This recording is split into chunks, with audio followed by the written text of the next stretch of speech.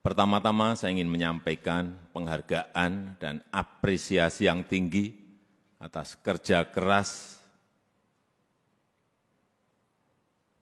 Polri beserta seluruh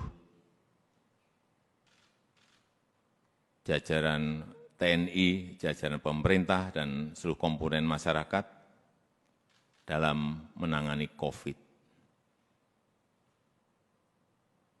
Itu dilihat masyarakat, dan itu juga saya lihat dan saya rasakan. Kerja keras itu. Dan hasilnya juga sangat signifikan. Sampai hari ini, yang mendorong paling kuat memang adalah dari Polri, telah 440 juta dosis vaksin yang telah disuntikkan kepada masyarakat. Dan hasilnya pandemi COVID mereda. Dan hasilnya ekonomi kita bisa tumbuh 5,44%. Dan hasilnya indeks kepercayaan masyarakat juga menempatkan Polri di puncak teratas pada saat itu. Tetapi begitu ada peristiwa FS,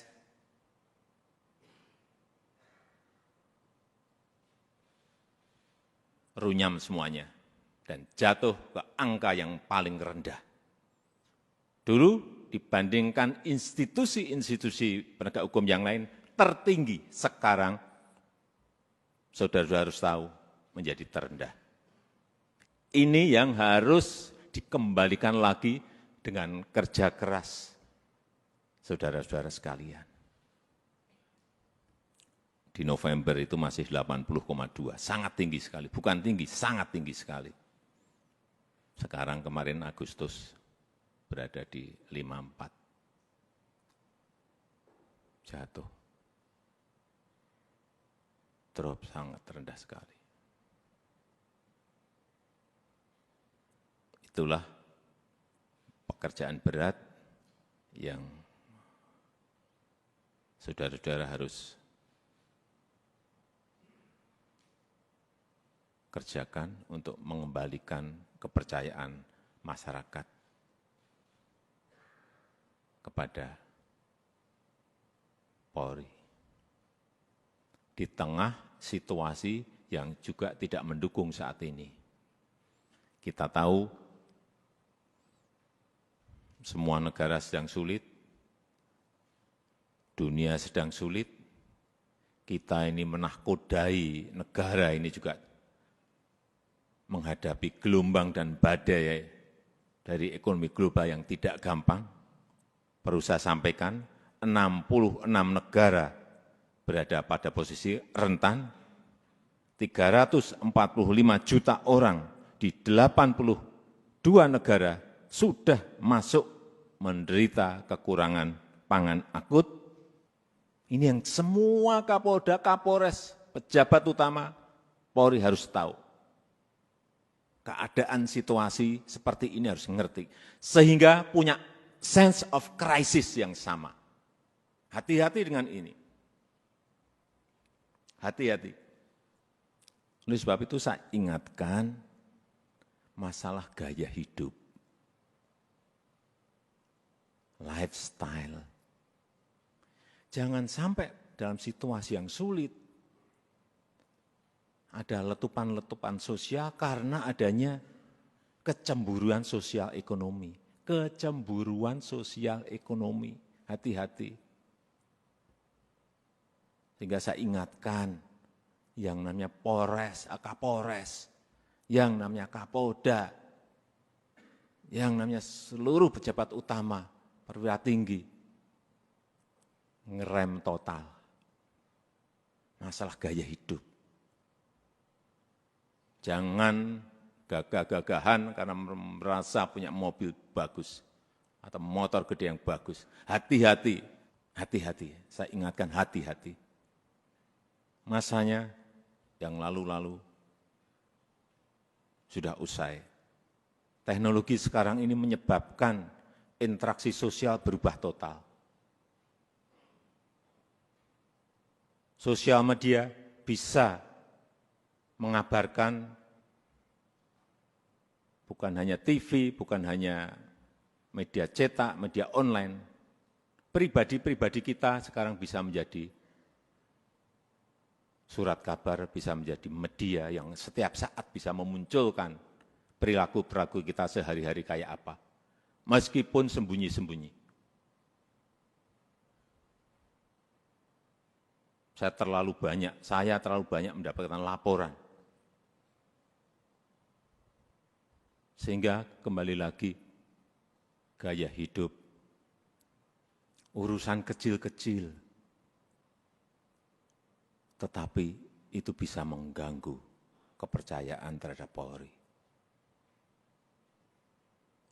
Urusan tadi, urusan mobil, urusan motor gede, urusan yang remeh-temeh aja. Sepatunya apa, bajunya apa, dilihat masyarakat sekarang ini. Itu yang kita harus mengerti dalam situasi dunia yang penuh dengan keterbukaan. Dan keluhan masyarakat terhadap anggota Polri kita, ini tugas saudara-saudara semuanya.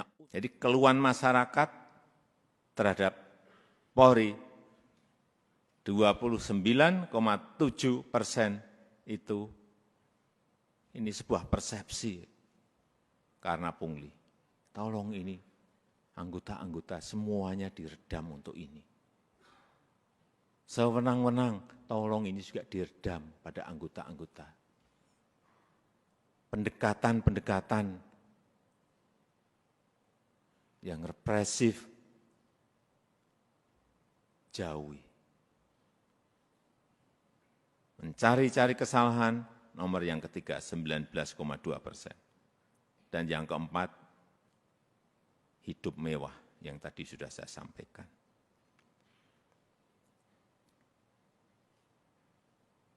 Karena Bapak, Ibu, dan saudara-saudara sekalian, itu adalah aparat penegak hukum yang paling dekat dengan rakyat, paling dekat dengan masyarakat, dan paling sering berinteraksi dengan rakyat.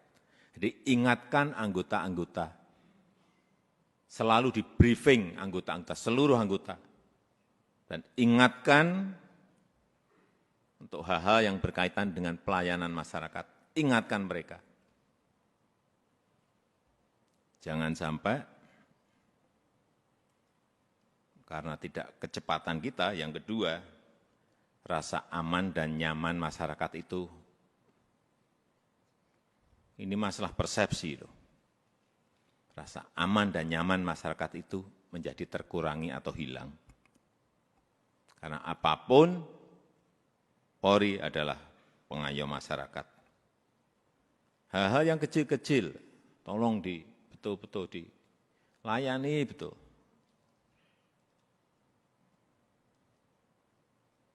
Masyarakat kehilangan sesuatu, harus direspon cepat.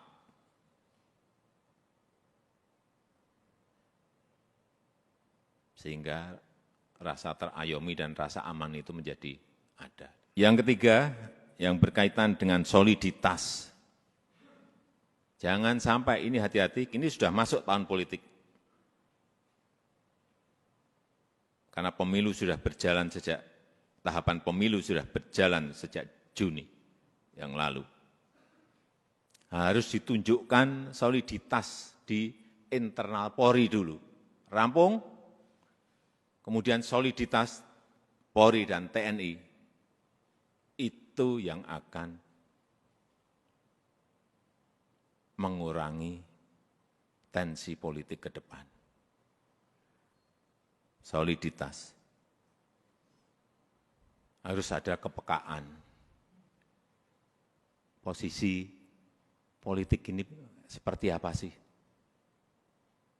Karena saudara-saudara adalah pimpinan-pimpinan tertinggi di wilayah masing-masing.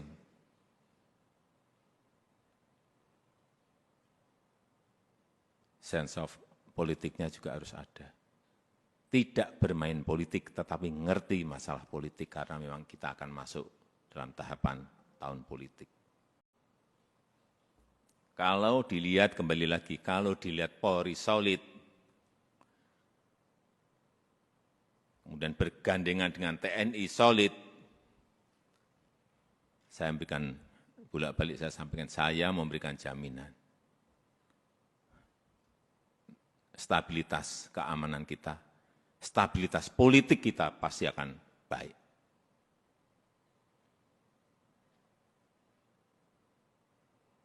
Enggak ada yang berani coba-coba. Kalau coba-coba ya tegas saja. Yang keempat, yang berkaitan dengan kesamaan visi. Saya kira yang berkaitan dengan kebijakan organisasi, jangan terkesan kita itu gamang. Sebagai pemimpin-pemimpin di wilayah, baik itu di provinsi, kabupaten, dan kota, jangan gamang, apalagi cari selamat. Yakin sesuai dengan prosedur, yakin sesuai dengan SOP, yakin sesuai dengan undang-undang, lakukan. Visi, presisi, Pak Kapolri, saya minta juga tidak usah jelimet-jelimet, tolong disederhanakan. Sehingga yang di bawah itu mengerti apa yang harus dijalankan. Apa sih kalau disederhanakan? Ya tadi yang Kapolri sampaikan tadi. Polri sebagai pelindung, Polri sebagai pengayom, dan Polri sebagai pelayan masyarakat. Intinya akan ke sana. Presisinya itu apa? Jelasin sekali lagi, secara sederhana dan jelas. Sehingga gampang ditangkap visi itu. Yang kelima, yang berkaitan dengan penegakan hukum. Jangan sampai pemerintah dianggap lemah. Jangan sampai juga Polri dianggap lemah.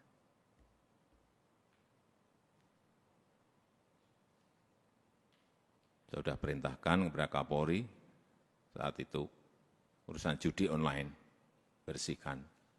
Ya udah.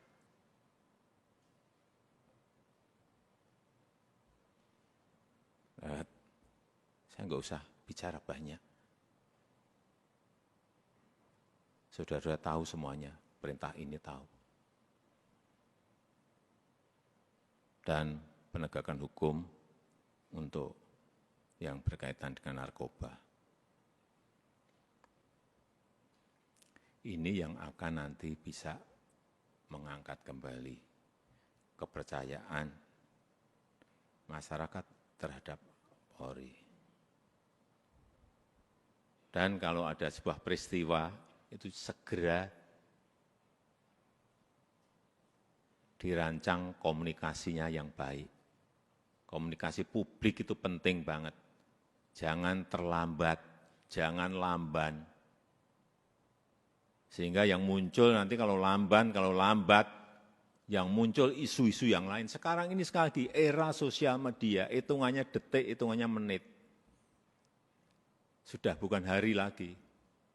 Begitu ada sebuah peristiwa kecil, dan saudara-saudara menganggap ini kecil, sehingga tidak ditangani, dikomunikasikan dengan baik, dengan kecepatan, membesar menjadi sulit untuk kemudian diselesaikan lagi. Ini tidak berada pada posisi yang normal.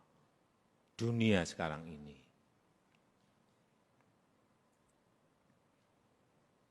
Sehingga gampang sensitif dan gampang tersulut. Untuk menumbuhkan optimisme harus menciptakan hal-hal yang baik. Dikontra dengan itu. Dikontra dengan prestasi-prestasi. Dikontra dengan komunikasi yang baik.